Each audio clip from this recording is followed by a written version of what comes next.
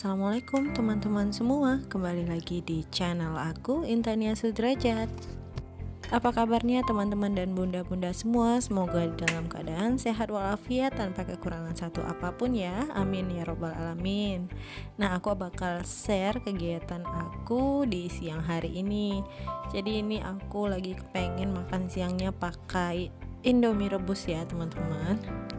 Jadi ini aku lagi rebus air, terus aku gunting-guntingin si cabai setannya karena lagi mager juga ya teman-teman. Jadinya aku nggak numis-numis bawang, jadi main cepet aja.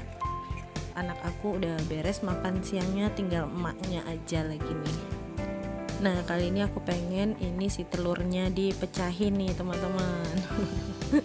Ada yang samaan sama aku, nggak boleh komen di bawah ya. Nah, di sini aku pakai mie kari ayam ya teman-teman.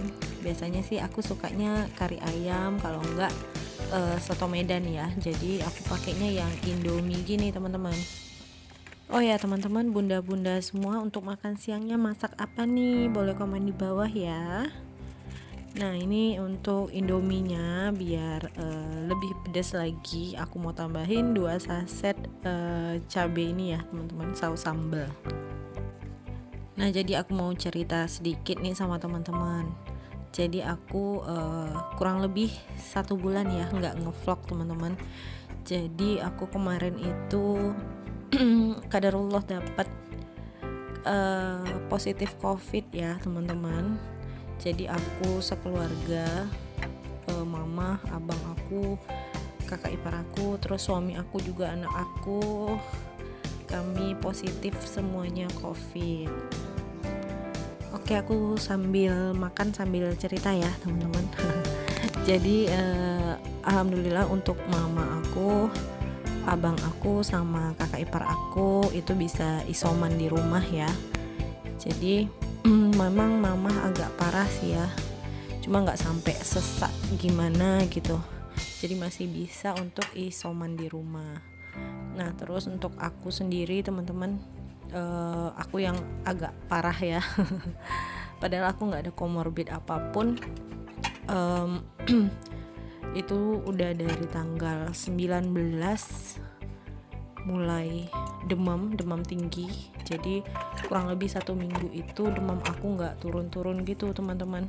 Jadi di atas 38, 39 lebih, turun nanti minum obat jadi 38, habis itu nanti gak lama naik lagi gitu terus. Jadi nggak bisa tegak, nggak bisa duduk, makan nggak bisa karena pahit gitu ya, mual juga, muntah, jadi nggak bisa masuk sedikit pun. Suami aku udah beliin ini itu apa segala macam, nggak ada yang bisa masuk gitu teman-teman. Jadi air putih masih kencang, jadi aku banyakin minum air putih gitu. Oh ya teman-teman, habis nyuci piring tadi aku mau siapin untuk masak sore nanti ya. Jadi ini aku punya stok daging kurbannya masih ada. Jadi ini mau aku rendam dulu biar dia agak lunak. Oke, lanjut lagi ya teman-teman ke ceritanya. Jadi seminggu itu aku di rumah dulu 3 hari. Masih sanggup untuk di rumah, walaupun udah nggak bisa bangun ya, naik turun panasnya, makan nggak bisa, cuma minum aja. Oh ya, ini aku rendam dulu dagingnya ya teman-teman. Lanjut aku mau ngerjain setrikaan aku yang jeng sudah mulai menumpuk. Ini aku alhamdulillah udah mulai kuat, jadi aku mau angsur setrikaannya karena baju kerja suami aku udah nggak ada yang bisa dipakai lagi ya teman-teman. Jadi baju kerja untuk besok mau aku selesaikan hari ini, sekalian ngerjain setrikaan yang lainnya. Jadi mood booster aku untuk nyetrika itu aku ngerjain baju anak aku dulu nih teman-teman, karena kecil-kecil jadinya lebih gampang gitu ya untuk emaknya nyetrika, baru aku lanjut yang gede-gede. Oke teman-teman, lanjut lagi ke cerita. Jadi setelah 3 hari itu aku bener-bener udah ngerasa nggak sanggup lagi ya teman-teman. itu aku udah pisah tidur, aku udah tidur di ini ya, di luar. Anak aku sama suami aku di kamar karena aku udah batuk banget. Terus juga di situ udah mulai curiga juga karena mama aku itu udah duluan hilang penciuman sama hilang rasa ya. Jadi aku inisiatif buat tidur di luar gitu. Karena minum aku kenceng juga biar lebih deket untuk ke kamar mandinya gitu teman-teman. Nah untuk hari ke berapa ya, keempat, 5, 6, 7 itu tuh bener-bener udah nggak sanggup. Jadi selama 4 hari itu kita bolak-balik ke rumah sakit teman-teman, ke IGD. Jadi ambil darah, masuk infus, masuk obat injeksi gitu ya, turun panasnya, tapi balik ke rumah cabut infus naik lagi. Jadi waktu itu untuk ronsen awal itu masih dinyatakan dokter IGD waktu itu ya teman-teman, masih ISPA, jadi bronkitis gitu, jadi seperti ISPA kata dokternya. Jadi belum mengarah ke COVID, tapi saat itu aku udah di PCR ya teman-teman, dan menunggu hasil PCR itu kan 3-4 hari gitu ya, karena dikirim ke RSUD. Nah jadi karena masih menunggu hasil itu, aku balik lagi ke rumah dan kita isoman di rumah gitu ya teman-teman. Dan yang setelah hari keempat gitu, itu memang bener-bener gimana ya, aku nggak ada yang bisa masuk, selera udah pahit, lidah udah pahit, air putih nggak bisa masuk lagi, itu udah mulai ngerasa sesak. Jadi aku telepon teman aku yang kerja di rumah sakit itu, yang udah kayak saudara sendiri, udah kayak kakak kandung aku sendiri. Jadi aku minta dibawain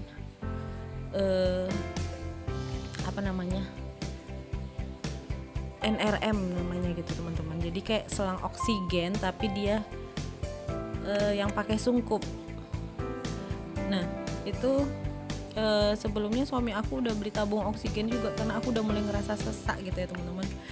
Jadi dibeliinnya nasal kanul itu selang oksigen yang kecil itu teman-teman. Nah jadi itu nggak membantu rasa aku gitu ya teman-teman. Jadi aku minta tolong suami aku teleponin kakak itu buat bawain NRM-nya buat aku karena mulai sesak gitu. Karena aku nggak bisa ke rumah sakit lagi karena hasil PCR-nya belum keluar teman-teman. Jadi lama-lama di IGD itu aku nggak sanggup gitu. Di situ nafas udah mulai terengah-engah ya. Dan suami aku pinjemin ini ya, oximeter punya kakak aku itu. Jadi di situ saturasi aku di bawah 90 terus. Jadi 88, 87, 89 gitu. Sampai kakak itu datang bawa NRM, terus bawa injeksi untuk mual aku karena memang nggak bisa makan sama sekali teman-teman. Dan sampainya dia di rumah ternyata tabung oksigennya isinya cuma 500 teman-teman. Jadi dia yang bener-bener sewot, yang bener-bener panik, ini nggak bisa lagi nih di rumah, harus bawa ke rumah sakit, ini bawa ke IGD, ini nggak cukup ini oksigennya gitu-gitu ya. Akhirnya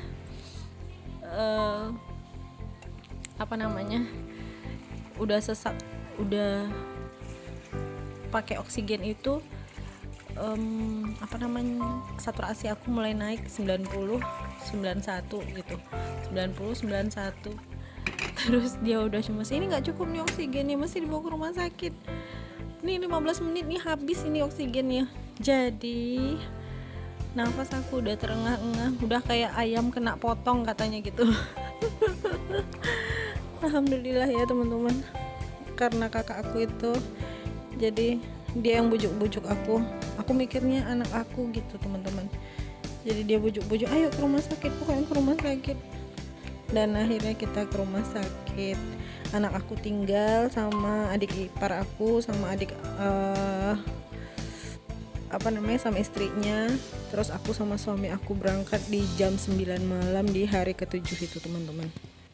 Dan sampai di rumah sakit pun suhu aku masih 39,4 ya teman-teman. Akhirnya diguyur lagi infus, masuk lagi obat injeksi, ambil darah lagi, terus ronsen lagi, dan akhirnya aku PCR yang 6 jam selesai itu teman-teman, yang bayar pribadi, karena yang dari pemerintah itu hasilnya juga belum keluar. Nah, di subuh hari akhirnya keluar hasil PCR-nya positif COVID-19. Nah, akhirnya suami aku pulang ya teman-teman, karena aku bakal dipindah ke ruang isolasi Pinere namanya. Nah, akhirnya naik ke atas. Ruangan itu ruangan tempat aku dinas dulu waktu aku masih kerja, kurang lebih 3,5 tahun aku di ruangan itu sebelum jadi Pinere ya teman-teman, jadi ruang isolasi COVID. Jadi kurang lebih aku 3,5 tahun jadi kepala ruangan di ruangan itu. Ngerasa asing banget pas masuk kemarin itu teman-teman. Pokoknya bener-bener ruangan itu tersekap, terisolasi. Jadi satu ruangan itu ada 5 pasien. Nah, di situ aku bener-bener ngerasain gimana sesaknya, sakitnya. Terus juga ada pengentalan darah, jadi aku mesti dapet suntikan pengencer darah di perut. Itu ya Allah, sakitnya luar biasa teman-teman. Terus juga mesti ambil AGD setiap hari, itu analisa gas darah. Jadi itu luar biasa sakitnya teman-teman. Jadi darahnya yang naik, bukan ditarik ya teman-teman. Terus juga mesti ronsen tiap hari. Benar-benar luar biasa itu memang perjuangan ya teman-teman. Jadi COVID itu nyata ya teman-teman. Dan alhamdulillah Allah masih sayang.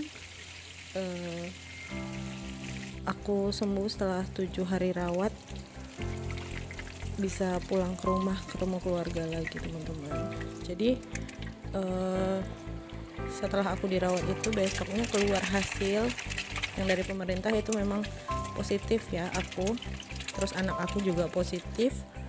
Alhamdulillah anak aku nggak ada keluhan ya teman-teman. Jadi anak aku cuma demam sehari sebelum aku dirawat itu, udah gitu aja. Aku kasih obat penurun panas, nggak ada demam lagi alhamdulillah. Dan suami aku cuma sesak sehari ya teman-teman. Alhamdulillah nggak ada keluhan lagi. Dan ini dia booster kita teman-teman.